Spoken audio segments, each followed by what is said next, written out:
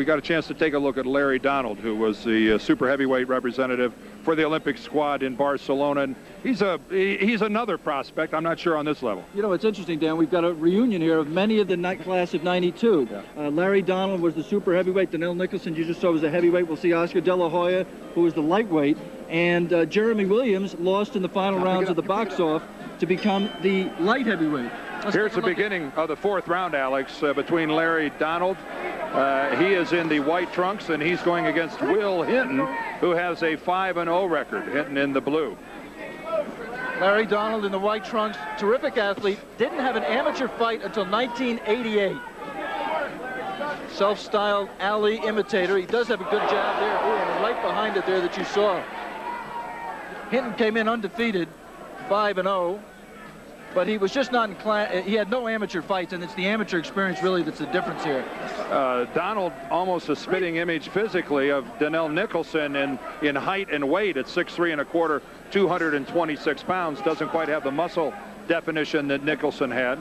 And Donald's been one of those guys that's going to have to fight for a while, Alex, to shake the reputation of being not lackadaisical, but sometimes lacking focus. Well, lackadaisical isn't bad, Dan. Sometimes he gets tentative. There he's putting his punches together. He is not a man who has used his right hand to good effect. He's had a chronically sore right hand.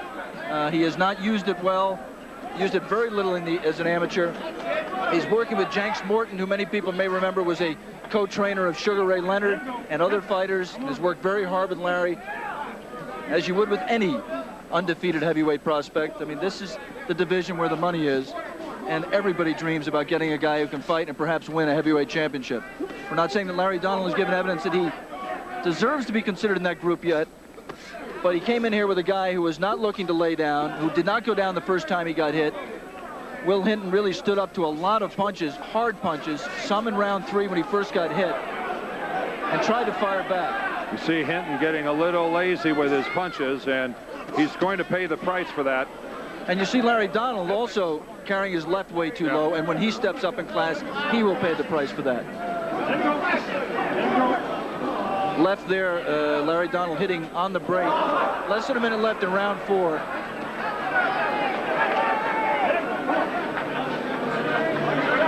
When you look at a Jeremy Williams with, along with a Larry Donald, what quick hands, and there is the end of the fight. But what a difference between the quick hands of a Jeremy Williams versus, say, someone like a Larry Donald, Alex. Yeah, Larry has a physique.